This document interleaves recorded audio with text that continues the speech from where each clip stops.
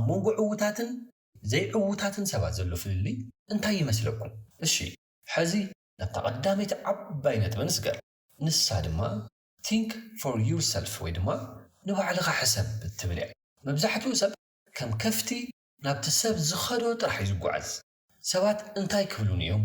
ወለደይኩም ከምዚኦም ዝደልዩ እናበልካ ህይወትካ ይትምራሕ። ኣብ ክንዱ ናይ ገዛ ርእስኻ ፕሪንሲፕልስ ክህልውካ ኣለዎም። እታ ዝሓሸት ውሳነ ካብ ውሽጥኻን ካብቲ ዝተረዳእኻዮ ሓቅን እያ ክትፍልፍል ዘለዋ። እሽም ወዳ ከመይ ጌርካ ኢኻ ነዚ ሓቂ እዚኣ ትረኽባ? ኣብ ካልኣይ ነጥቢ ጽቡቕ ጌርና ክንሪኣ ኢና። ሬይ ዳልዮ ዘካፈለና ካልኣይ ነጥቢ ድማ ንሓቂ ተቐበላ እዩ ዝብል። እዚኣ ብጣዕሚ ኣገዳሲት ነጥቢ እያ። መብዛሕትኡ ሰብ ኣብቲ ዝምነዮ ዓለም እዩ ዝነብር። ከምዚ እንተዝኸውን እዚ እንተዝህልወኒ እናበለ ድማ ይቁዝም። ንስኻ ግን ካብኦም ክትፍለ ኣለካ። ካብ ትምኒት ወፂኻ ሃይፐር ሪያሊስት ክትኸውን ኣለካ። እዚ ማለት ዓለም ከምቲ ንስኻ ትደልዮ ዘይኮነትስ ከምቲ ንሳ ዘለቶ ጌርካ ምርኣይ ምኽኣል ማለት እዩ። እስቲ ሕሰቡ፣ ሓደ ሰብ 100,000 ቅርሺ ሒዙ ኣብ ባንክ እንተቕሚጠዮ ክህብቲ ምየ ኢሉ እንተሓሲቡ እዚ ሰብ እዚ ምስ ሓቂ ይኾነን ዘሎ። ምክንያቱ ኢንፍሌሽን ንገንዘቡ ይወልዖ ከም ዘሎ ይተረድኡን። እቲ ሓቂ ግን እቲ ገንዘብ ከስርሖ ወይ ኢንቨስት እንተዘይገይርዎ ክመውት እዩ። ፀሓፍ እዛ መፅሓፍ ሬይ ዳልዮ ከምዚ ይብለና፣ ቃንዛ ክድመሮ ምስትንታን ይኸውን ዕቤት ወይ ድማ ፔን ፕላስ ሪፍሌክሽን ኢዝ ኢኳል ቱ ፕሮግረስ እዩ ይብለና። ቃንዛ ክመፅእ ከሎ ይትህደም፣ ኣብ ክንዱ ደው በል እሞ ስለምንታይ ከም ዝኾይኑ ኢልካ ሕተት። እዚ ጥራሕ ግን ኣይኮነን። እቲ ዕውት ዝገብረካ ዝዓበየ ሚስጥር ገና ብሕጂ ክነግረካ እየ። ብዙሓት ሰባት ኣብ ህይወት ዝወድቁሉ ሚስጥር ኢጎ ዝበሃል ዕንቅፋት ስለ ዘለዎም እዩ። ኣነ ኩሉ ፈልጥ እየ ምባል ካብ ምዕባይ ይዓግተካ እዩ። ስለ ዝኾነ ንሓቂ ካብ ምፍቃር ንላዕሊ ሓቀኛ ምዃን ፍቅር። እስቲ ሓንቲ ሕቶ ክሓተኩም፣ ኣብ ህይወትኩም ብሰንኪ ትዕቢት ወይ ኣነ ይፈልጥ እየ ምባልኩም ጥራሕ ዘጥፋእኽሞ ዕድል ኣሎ ዶ? እንተሃልዩ ኣብ ኮመንት ኢጎ ኢልኩም ጸሓፉለይ። መብዛሕትኡ ሰብ ዕላምኡ እንታይ ምዃኑ ከይፈለጠ ኣብ ዘይናቱ ዘይምልኮቶ ህይወት ተቐይዱ ዕድሚ ይውድዩ ዘሎ። እሺ ንስኻ ኸ ክሳዕ መዓዝ ኢኻ ኣብቲ ዘለኻዮ ደው ኢልካ ትጽበብ?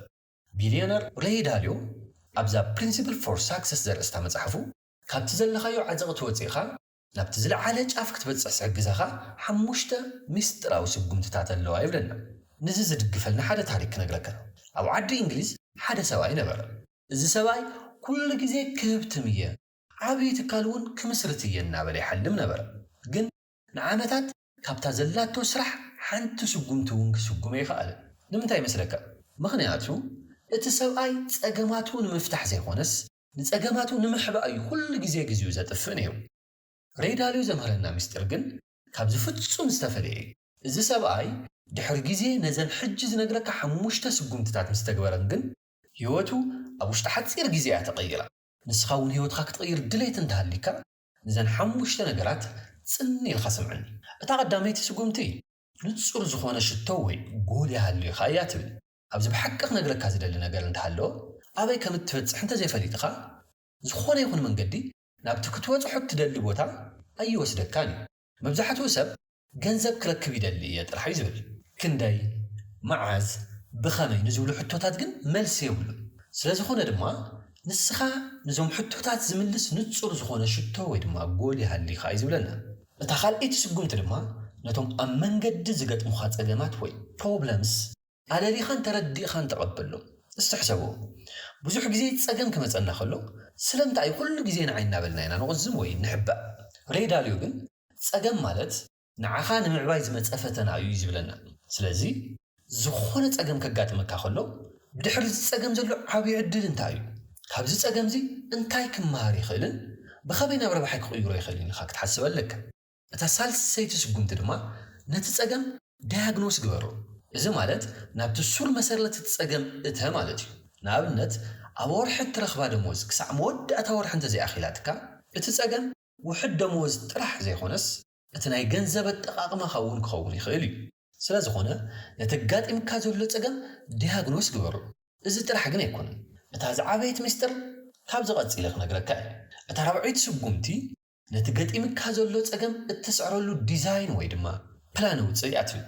ከምቲ ሓደ ሰብ ኣብ ኣውሮፓ ወይ ኣሜሪካ ኮይኑ ንመጻኢኡ ዓብዪ ትካል ክሃንፅ እዩ ኢሉ ዝሓልም፣ ከምኡ ድማ ንስኻውን ነቲ ጸገምኻ እትሰግረሉ ካርታ ወይ ድማ ፕላን ክህልወካ ኣለዎ። ሓምሸይቲ ስጉምቲ ድማ ኤክስኪዩት ምግባር ወይ ናብ ተግባር ምእታው እያ ትብል። ኣብዚ ሓደ ሓቂ ክነግረካ ናይ ዓለምና እቲ ዝበለጸ ጽቡቕ ፕላን ዋላ እንተሃለይካ ግን እንተዘይተግቢርካዮን ናብ ተግባር እንተዘይውዒልካዮን ዋላ ሓደ ትርጉም የብሉ። እሺ እሞ ካብዘን 5 ዝረኣናየን ነጥብታት ንዓኻ ክሳሕዚ ዝኸበደትካ ኣየነይቲ እያ? ሽቶ ምውፃእ ድዩ ወይስ ናብ ተግባር ምእታው ወይስ ንጸገማትካ ኣሚንካ ምቕባል? ካብዘን 5 ኣየነይቲ ከም ዝኸበደትካ ኣብ ኮመንት ጻሓፈለይ። ኣብዚ ክትፈልጦ ዘለካ ግን እዚ ስጉምቲ ዝጥራሕ እኹል ኣይኮነን። እታ ቐፂላ ዝነግረካ ምስጢር ግን ንህይወትካ ሙሉእ ብምሉእ ክትቕይሮ እያ። ዝበዝሕ ሰብ ቃንዛ ምስ መፀ ይሃድምን ይቑዝምን እዩ። ኣብቲ ዘጋጠሙ ዓዘቕቲ እውን ተደፊኑ ይተርፍ። እሺ ንስኻኸ ክሳዕ መዓዝ ኢኻ ካብቶም ህይወት እትምህረካ ትምህርትታት እትሃድም? ጸሓፊ እዛ መጽሓፍ ቢልዮነር ሬይ ዳልዮ ንዝመፍትሒ ዝኾነት ፎርሙላ ይሂብና። ንሳ ድማ ቃንዛ ምስ ምስትንታን ተደሚሩ እዩ ናብ ዕቤት ዘብፅሐካ እያ ትብል። እስቲ ሓደ ነገር ክነግረካ፣ ሓደ ግዜ ሬይ ዳልዮ ኣብ ንግዲ ሓደ ዓብይ ጌጋ ፈጺሙ። ኩሉ ሃብቱ ጥራሕ ዘይኮነስ ነቲ ንዓመታት ዝሃነፆ ስሙን ክብሩን እውን ኣብ ቅድሚ ኩሉ ሰብ ተዋሪዱ። በዚ ምኽንያት ድማ ብጣዕሚ እውን ተሳቒ እዩ። ሕሰብዎ ንሓደ ዓብይ ሰብ ከምዚ ዓይነት ቃንዛ ክመፅእ ከሎ ከመይ ክስምዖ ከም ዝኽእል። መብዛሕትኡ ሰብ ኣብ ከምዚ ኩነታት ዕድለ እዩ ኢሉ ኢዱ ዝህብ። ሬይ ዳልዮ ግን እንታይ ዝገበረ ይመስለካ? ንበይኑ ኮይኑ ከስተንትን እዩ ጀሚሩ። ስለምንታይ እዩ ኮይኑ ኣበይ እዩ ዘሎ እቲ ጌጋ ኢሉ ንነፍሱ ይሞጊትዋ። እቲ ዝተሰምዖ ቃንዛ ድማ ከም መምህር እዩ ተጠቒሙሉ። ብሰንኪ እቲ ዘጋጠመ ውድቀት ድማ ነቲ ሎም ኩሉ ዓለም ዘድንቑ ሓያል ፕሪንሲፕልስ እዩ ፈጢሩ። ኣብዚ ክትፈልጦ ዘለካ ቃንዛ ማለት ሓደ ነገር ክትምሃር ከም ዘለካ ዝሕብር ናይ ደወል ምልክት እዩ። ስለ ዝኾነ ኣብ ስደት ይኹን ኣብ ዓዲ ሓደ ስራሕ ጀሚርካ እንተኸሲርካ ወይ ምስ ሰብ እንተተባኢስካ ወይ ልብኻ እንተተሰይሩ እቲ ዝስምዐካ ስቃይ ክሳራ ዘይኾነስ ዓብይ ዕድል እዩ። ሬይ ዳልዮ ፔን ፕላስ ሪፍሌክሽን ኢዝ ፕሮግረስ ይብለና።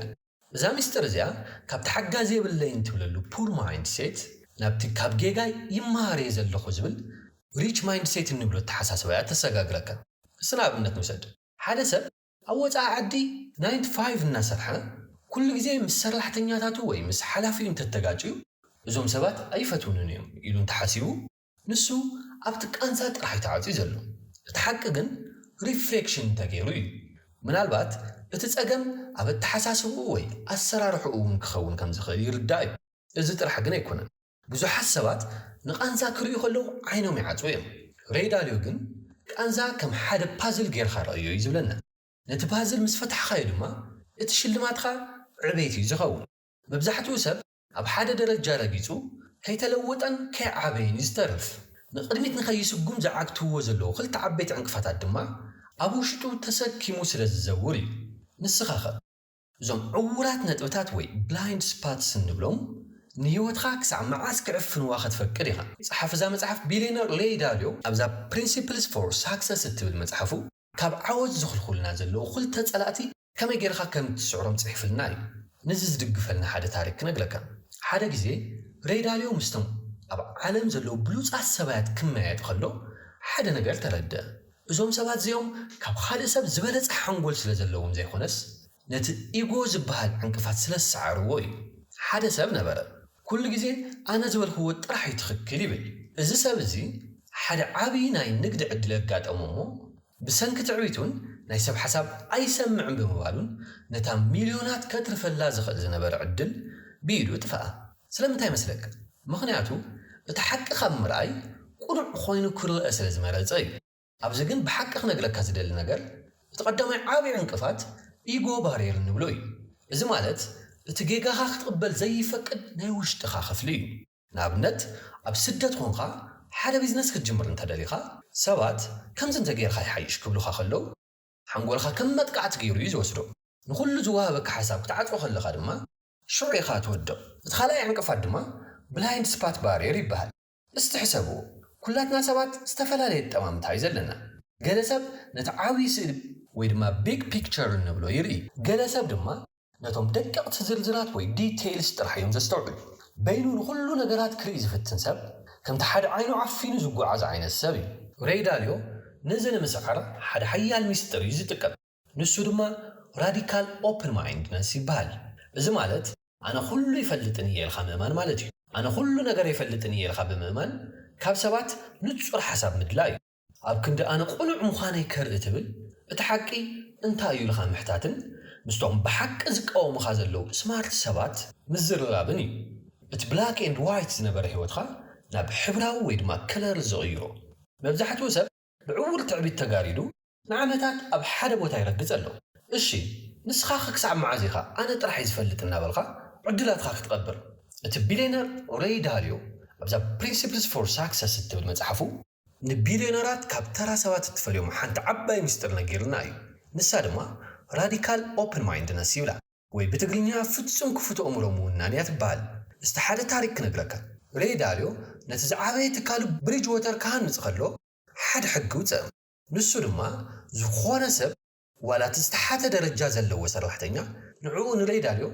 تكاقي خلقا كم زخل القبرة حدا معلتي حدا من سي سرحتنيا ري لو مبت ميتينغ زهب خايو السنة بتعام تكاقي خلقا زب الإيميل سددلو كابو قد سيلو ري أبقدم خلو سب انتايز قبرة مسلكا أي تقطعن وي كاب سروحي ساقوقن بانسارو يغني لي نعس تردين نبلو سلامتاي مخنياتو ري كاب قنع خوين مرأين العلي بتحكي انت أيو مفلات سلازا قدسوي بزا تحساسبات زد ما أيو كابتما عالم زلو حابتامات حدا سب كخون زخالة بحقق نقلكا فتسم كفتو أمرو مونان مالت نحسابات خا سترس تيست مقبار أيو ومودا استحسوو نحدا سب بيزنس كتجمر ختول خلخا وي أب سدت خونخا حدا عابيو السانة ختوسن خلخا مستوم أي خونن يزبلوخا بلا حتى سبات تم يتقلدو ويس نتوم تخكلي خا زبلوخا من جب تطرح خا تسمع مبزحتو سب إيغو سلازلوو بحساب كقاومو خلو كم بتقعتي يزوسدو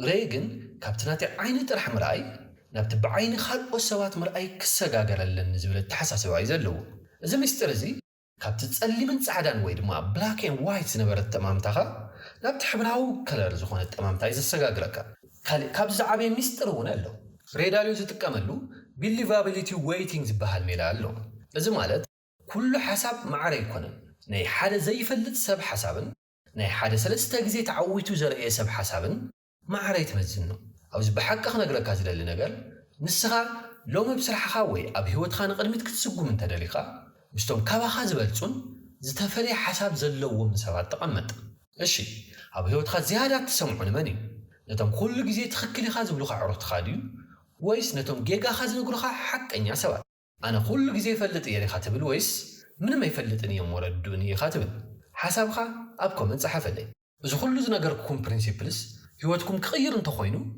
نبتناي موداتا سقم تخنسكر لنا نسو دما كمي غير خايو زو كله تدميرو نبتزل على طرزني عاوز زبصحكا زبلي مبزحتو سب هيوت كمي كم تسرح يتردون صحف زا مصحف بيلينر ري داليو غن حدا بتعم زغرل ميستري نغيرنا نسو دما هيوت لكع كم حدا ماشينيا ري داليو حدا غزي اب هيوتو عاويو دقت مسغاطمو ناب تفطرو ريو كستنتني جميرو نسو انتاي تردي مسلكا ات جالاكسي اتناي مدرنا سنه هيوت وي ايكو سيستم يخون ولا تناتنا نايدم زور كله بحرس تحلالخ ماشين يسرح اتصقم جن مبزحتو سب ماشين مخانو سلازي يردايو حدا نغير دغاغيمو كمتصخلو كم حدوش نغير غيرو يزريو ريغن اذا نغير زي كالي غزا كاب زمصو نغيرات حدا يلو مرأي مسجمره نتزعابي عاوز جبتو هيوتخا كم ماشين مرأي مالت كاب تسمعتاو وععنت وصيخا كاب لعل خونخا نتمسرح مرأي مالتي